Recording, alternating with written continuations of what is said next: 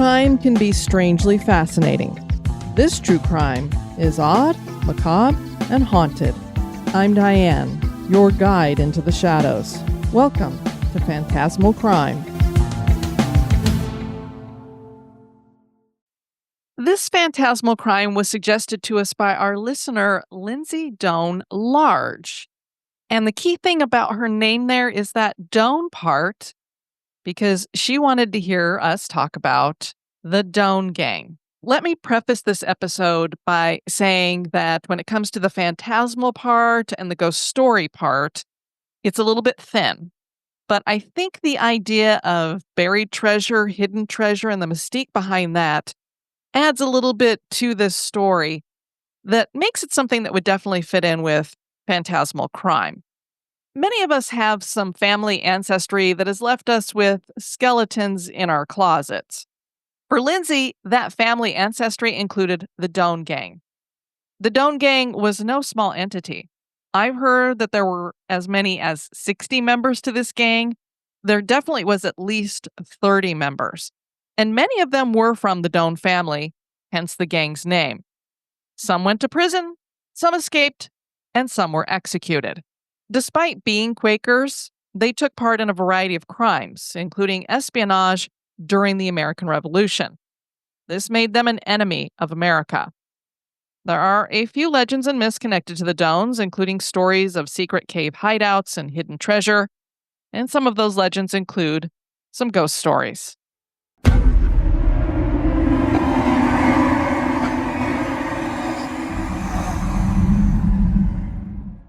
Lindsay wrote to us, "I just wanted to share a dark piece of history that my family embraces that I thought you might find interesting. My extended family on my maternal father's side has a lot of history that is well known to the extended family. There are historical markers from the Doan family all over Pennsylvania and Maine. There's Doan University in Crete, Nebraska, where they lean into the lore surrounding their haunted buildings by hosting events every October. There's currently a K-12 art school in New Jersey. And there was an orphanage until 1930, all of them with the Doan name. But an interesting part of our family history is the Doan Gang of Bucks County, who have been coined America's original outlaws, or the original crime family. And yes, the spelling is correct. The E at the end, which is how Lindsay spells her maiden name, is with an E. And that was added by some of their ancestors sometime after the Revolutionary War. I don't know if they wanted to try to distinguish themselves and be like, we're not with those bad guys. She went on to share a few pieces of the gang's history, and we were certainly intrigued. Now, most of you listeners are probably familiar with Quakers, and you know that they were committed to peace and nonviolence. So we have to ask ourselves, how did the Doan family become the first major outlaw gang in America? Are you telling me a bunch of Quakers were outlaws? How is that even possible? How is it that a group of people who came to America to escape Britain and other European countries who were judging them for the religious beliefs end up becoming spies for Britain? It would seem that some of those answers lie in the relationship between Quakers and the colonial communities that they lived within. Quakers had what were considered some radical religious beliefs, and a lot of us now embrace those as just your standard Christian beliefs. You know, the idea of freedom and not having people in bondage, and that, God is a part of us, inside of us, that, we have this spirit inside of us. They also believed in spiritual equality for women and men. So they should be on equal footing when it comes to spiritual matters. Abolition of slavery, and they were, of course, pacifists, which led to pacifist stances on war and abolition efforts against slavery. Elaborate ceremonies were not their thing either. They didn't like all the pomp and circumstance. So there would already be this animosity possible with some of their neighbors. And of course, they were definitely not cool with the Revolutionary War starting because they were anti-war, so they didn't want to take part in anything like that. Now, the core of the Doan Gang were 5 Doan brothers. They were named Aaron, Levi, Malin, Joseph, and Moses. And Moses was their leader. And then they had their cousin Abraham also. The men were all described as being handsome and tall with brown hair, these Romanesque noses, and Moses was described as having an unusually long neck. I don't know what that had to do with things, but it must have been fairly long that people would point that out. They were all raised as pacifists, and that's what they were. And so they did not initially take sides in the Revolutionary War when it broke out on April 19th, 1775, in Lexington and Concord, Massachusetts. And this drew the ire of the local government. And they looked over at the Doan family and thought, how can we punish them for not getting on our side of things? And they thought, taxes work really well in that way. So they were excessively taxing the Doan family. Then their crops were raided on their farm, and eventually that farm would be seized. So you can imagine they're finding a lot of these actions to be outrageous. It's just adding fuel to flames here. So the Doan Gang would begin a life of crime after this, and this would last from 1775 to 1783. The first Doan family member to commit a crime in America was Joseph Doan Jr. We're not sure what he did, but newspaper accounts on November 16th, 1775, had the constable of Plumstead Township, Philip Hinkle, offering a reward for Joseph's capture after Joseph escaped from Hinkle's custody. Joseph was 22 years old at the time. The family decided that they would be loyalists, not necessarily because they loved Britain, but more than likely because they were against the local parts of the fledgling American government that seemed to be attacking them. Whatever the motivation was, Moses began to strike fear into the backcountry by riding a black Mustang he had named Wild Devil and wearing a long slicker jacket and wide-brimmed hat. So you can just imagine this dark figure riding through the backcountry, whipping this horse up and riding like crazy. And for a lot of people, I don't know, it just caused fear in them, especially as we're going to get into some of the crimes that they started committing. Moses approached British Army General William Howe and offered his services as a spy. And maybe to kind of offer, I don't know, like a peace offering or show them that they were serious, you've got these brothers riding through the backwoods and they are picking up a bunch of horses from their neighbors. They stole at least 200 of them and gave them over to the British. So now the British is like, maybe this Doan family really is in it for us. Moses had found out that Jamaica Pass near Brooklyn, and that's in New York, was lightly guarded, and he reported this to General Howe. This information allowed the British to capture 4 American horsemen who were the only guards there at Jamaica Pass. And there were a lot of different ways to come in when we're going to have the Battle of Brooklyn. It's basically the Battle of Long Island. And so to me, it was crazy that they only had these 4 guys there. But that weakness was used against the Americans by the British. General Howe got a local and his son to show the British an old Rockaway Indian trail called the Rockaway Path. And this allowed 10,000 redcoats into Brooklyn to rout Washington's army at the Battle of Long Island on August 27th, 1776. And the victory was so great that it seemed that the Americans would quickly be losing the war and the rebellion would end. General Howe took to calling Moses Doan his eagle spy because this was so successful, and so he trusted everything that he would come to him with. Now, I don't know how much information Moses Doan brought to General Howe, but he had to have been doing a lot of stuff that isn't documented for them to be thinking of him so highly and to be calling him his eagle spy. It couldn't just be because of one thing that he did. And now we're going to have a second thing happen, but he's actually not going to go to General Howe with it. But I think there was a lot more of that. You just can't find it because it's not recorded in history. Moses was again very useful in December of 1776, but his information wasn't given the weight it should have. The Eagle Spy had noticed that Washington and his army were gathering to do this really famous thing that we all know about, the crossing of the Delaware. So he sees that Washington is amassing his men here. And the weather's awful, as we know. If you've seen any depictions in paintings of Washington crossing the Delaware, there's ice chunks in the water. There was a blizzard going on. So Moses managed to ford the river at a ferry above New Hope, and then he stole a horse from a farm and rode through this blizzard so that he could hand-deliver a written warning to British guards, which read, "Washington is coming on you down the river. He will be here afore long. Doan." The commander that it had been given to ignored the intelligence, and well, we know how the crossing of the Delaware went for General Washington, and the result of that, the war would continue to drag on, as would the spying and crimes of the Doan Gang, so there was no stop. On February 19th, 1778, members of the Doan Gang raided the Bird in Hand Tavern in Newtown. By July 30th, 1778, Moses, Aaron, and Malin Doan had all been publicly listed as traitors. With this designation, the gang knew they needed to start hiding because when they were listed as traitors, there were also a lot of rewards going out there. And throughout the months and years, those reward amounts would continue to grow. So they knew they needed to hide. So they would hide in caves during the day. And in regards to those caves, people believe that the gang hid up to $2 million in a cave. This would probably be around $83 million today. So this is not chump change. Now, for those of you who are fans of Expedition Unknown, you may already know this, that Josh Gates went to find the Doan Gang's cave with historian Clint Flack in 2024, and they did an episode on this. And what they did is they used a description from an 1859 letter to find the cave, and inside the cave they discovered carvings, particularly of initials that are linked to the Doan Gang. The cave was described as having a chamber where two rocks meet and make a peak, and then tapers into a smaller point, and this cave fit the bill. Josh and Clint found the initials JAW and JA and JR, and there was a diamond with a little diamond carved into the wall. However, they didn't find any treasure, so they find all of these carvings there that they think pertain to the Doan Gang.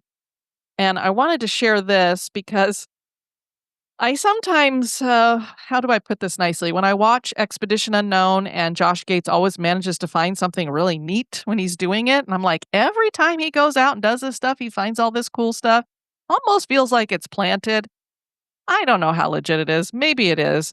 But this cave was not just discovered during this episode, which I have to say, I did not watch it. So I don't know if they're saying, oh, wow, we're discovering it right now. But I found this article in the Philly Burbs. And it's back from, I believe it's 2022. Let me just look at this really quick. Go up to the top here, and then I can let you know who wrote it also. This is written by Sarah Siock, S-I-O-C-K. This was back in July 26, 2022. So this is at least 2 years before this episode was made.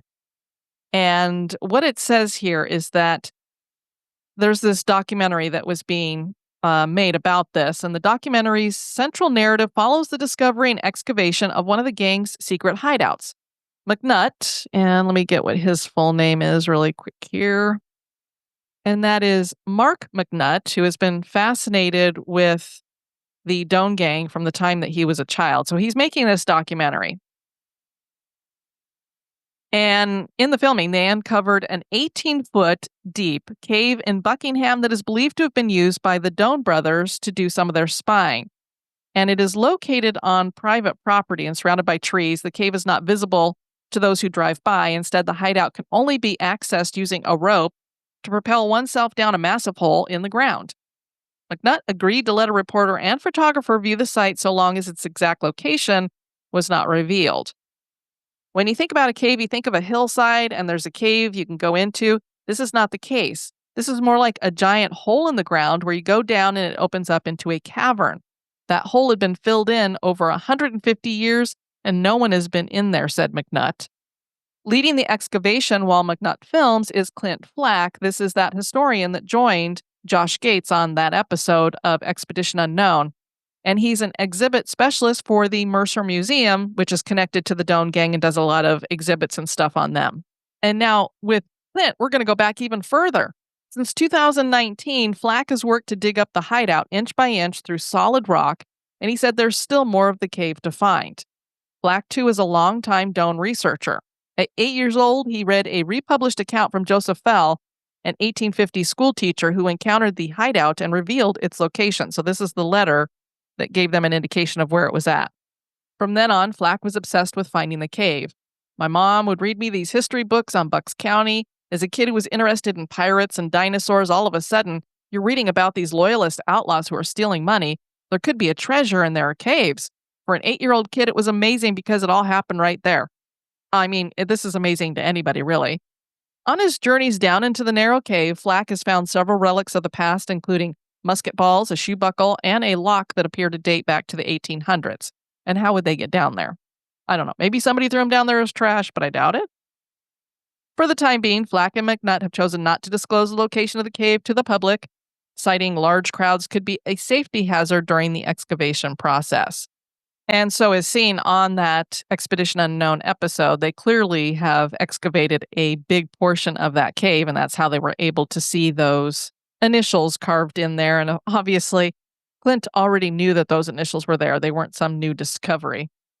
But I find it fascinating that possibly there was this place that the Doan Gang was hiding. And is it possible that at least at some point there might have been a treasure in there? On October 14th, 1781, the gang committed its first theft of something other than horses, and this was of local tax collector Joe Barton of Buckingham Township. And so now you're going to get a feel for how did they load up this hidden treasure that they have, and this is how they're going to do it. The Bucks County Treasure and the Treasury would be the next hit on October 22nd, 1781. So now they've gone after the tax collector. Now they're going after the Bucks County Treasure and the Treasury there. This took place 3 days after the British surrendered in Yorktown in 1781. So they already know. I mean, the British have faltered. They're not winning. So now they're getting kind of desperate with stuff. The Outlaws stormed the Newtown home of that county treasurer and forced him to hand over the entire Bucks treasury. This would never be recovered. And so could it have been buried in a cave somewhere, possibly this one? Tax collectors began fearing for their lives as the Doans staged 30 thefts. In the summer of 1782, the authorities made a big push to arrest members of the gang, and one of these members was named Jesse Vickers, who was put on trial in late July. And I actually found an excerpt in a book that is from the Bucks County Courthouse. And this reads, and I'm going to have to get my old lady glasses. And then on August 3rd, Jesse Vickers was tried and found guilty, and his hanging order to take place on August 7th. Offered a pardon if he would reveal his accomplices and other information about the treasury robbery and other exploits, both he and his brother Solomon gave full confessions. Thereby, they implicated all who had participated in the treasury robbery. In addition to themselves, these were Moses and Aaron Doan, John and Caleb Paul, Edward Connard, Richard Steele, George Burns, George Sinclair, John and Joseph Tomlinson, Moses Winder, John Atkinson, 2 New Jersey men named Woodward, and a mysterious German doctor named Myers. The Vickers boys also implicated both Israel Doan Jr. and Joseph Doan Sr., for having harbored their own sons. Jesse's execution was stayed as the result of the confessions, and the jailed men were moved under guard to the Philadelphia jail for greater security. And then eventually, I believe that Jesse was actually pardoned as well. So you heard mentioned in that account there, Israel Doan, and he was one of the family patriarchs. He was accused of harboring horse thieves and passing counterfeit money in August of 1782, and he was put in jail. On October 17, 1782, John Tomlinson was hanged in Newtown for robbery. John harbored and supplied the gang for 2 years and received $140 from Moses as his portion of robberies. And keep in mind, that's not $140 in our money. That is quite a bit of money. The Pennsylvania Archives revealed that, quote, as mentioned in his former confession that he had frequently saw refugees at his house, that he believes him to be one of the principal persons in forming the plan for robbing the treasury, that he frequently waited on John Atkinson in Newtown for information concerning the sums of money in the treasury and suitable time for attacking it. But a few days before the said robbery, he was at John Tomlinson's and went with John to his barn, that he saw there 6 or 7 guns and Moses and Aaron Doan cleaning those said guns and making cartridges and bullets. So clearly we have John Tomlinson being connected here with the Doan Gang, that he is harboring them and that they're actually making bullets and such for their weapons. After this, all the men had dinner, and during the dinner, they tried to convince John Atkinson to join them in the robbery, but he refused over fear. This robbery of the Bucks County Treasury was considered the major crime of the Doan Gang, and after all, they got $200,000. That's a lot. John Tomlinson was apprehended after this, and then, as I said, he was hanged in Newtown. Our other patriarch, Joseph Doan Sr., his farm was seized and sold in November of 1782. By 1783, the Doan Gang had been connected to 12 home invasion robberies. Malin Doan was captured and thrown in jail, but he managed to escape and disappeared, probably ran off to Canada somewhere. The beginning of the end for the Doan Gang would come at Halsey's cabin when a shootout happened on August 26, 1783. The Doan Gang were hiding out at the Halsey cabin, and a group of men from nearby Gardenville, Pennsylvania gathered together to devise a plan to bring in the gang. The party decided to divide into smaller groups and surround the house. Then there would be a signal given, and the group would surround the cabin to ensure there were no escape routes. Major William Kennedy, Samuel Hart, and Colonel William Hart were assigned the front door. As they approached, they could see the gang through the gaps of the log cabin. They could see Abraham, Levi, and Moses Doan. They were sitting and eating. Colonel William Hart opened the door and ordered the Doans to surrender, warning them that the house was surrounded. And I'll put up here, this is an original woodcut featuring what happens here. Shots were fired and a scuffle ensued. In the aftermath, it was discovered that Major William Kennedy had been shot by one of the Doan Gang, and later he did die from that wound. Moses Doan was shot by Robert Gibson and died at the cabin. So the leader is now dead. The head of the snake has been cut off. Abraham and Levi Doan climbed up a ladder and were able to escape out of a back window. Aaron Doan was captured in 1784 and put in prison. Benjamin Franklin eventually pardoned him in 1787 under the agreement that he would leave America and never return. Many of the Doan Gang members ended up in Canada, including brothers Joseph Jr. and Malin Doan. Abraham and Levi Doan were captured and confessed that they helped to aid the British, and they were hanged in Philly under the direction of Ben Franklin on September 24, 1788. Their headstones are on the outside of a cemetery in Doylestown, Pennsylvania. The Quakers didn't allow outlaws to be buried inside the cemetery. And thus, the Doan Gang of original outlaws had come to an end. But what of their spirits? Patriots and the British believed that there was something supernatural about the Doan Gang because they were so successful and so good at evading capture. Many people believe that the Doan Gang is still protecting their treasure in the afterlife, and that is why it has never been found and never will be found. And I find it interesting because they weren't spending a bunch of money. It's not like these guys got really rich and were buying a bunch of property and horses and building big homes or farms or anything like that. So where did that money go? And even with the ones who ran away to Canada, they just lived very simple lives after that. And I can't imagine that they were able to split everything up in time. So who knows? Is it because a ghost is hiding it? You know, we wonder sometimes why you can't find these treasures like Blackbeard's treasure and such. Who's the other one? Captain Kidd? Is it because their ghosts are keeping it hidden?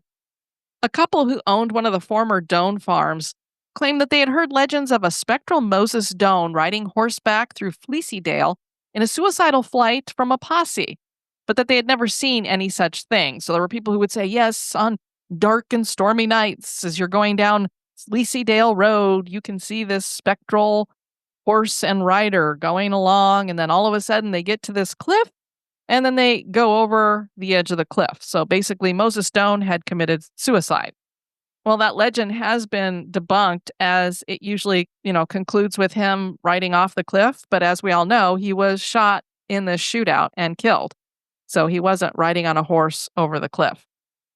Where Moses may actually be haunting is the site of the former Halsey cabin. It no longer stands. I don't know what is there anymore, but it is nearby to Doan's Cave, which is located in Ralph Stover State Park. And that's how they ended up at this cabin, because they were staying in what has now been called Doan's Cave there at this park, which is not the one that I just talked about. And when they ran out of food and stuff, then they found this cabin that obviously belonged to the Halsey family, and they took it over. There must have been food inside or something. There is an old gravestone on the property, or had been, and it is said that his spirit would hang around that. So I don't know if they're trying to say that he was buried on that property. I'm thinking that's probably not the case, but I don't know that for sure either. Moses may have returned to the Doan's Cave, where the gang had hid out before moving to the cabin. Obviously, they never found any treasure there either. And I didn't hear anything connected to Josh Gates' Expedition Unknown, that cave, if there was any spiritual activity there. But if he was going to be guarding their treasure, it more than likely would be in a cave. I can't imagine that they would have hauled it out of there into the open. The public executions of Abraham and Levi seem to have left behind hauntings. They weren't buried inside that Quaker cemetery, as I said, so that might have left them at unrest because they weren't laid to rest properly, I guess you could say. So it said that their ghosts are seen near their markers outside the cemetery very often. There's these shadow figures that are seen there. And there may be a ghost at the former Pipersville Inn. So this isn't necessarily a member of the Doan Gang, but it is somewhere where they had a little bit of a kerfuffle. And so I threw it in here because, hey, here's a haunting that's connected to the Doan Gang, sort of, kind of. So with a little wink in my eye, go here with me. This is now the historic Piper Tavern where you can go and get some food. I hear it's very good. It had been under the proprietress named Eva Piper. Obviously, that's why it's called the Pipersville Inn. I'm assuming that the town was named for her husband, since it's Pipersville. And she stood up to the Doan Gang.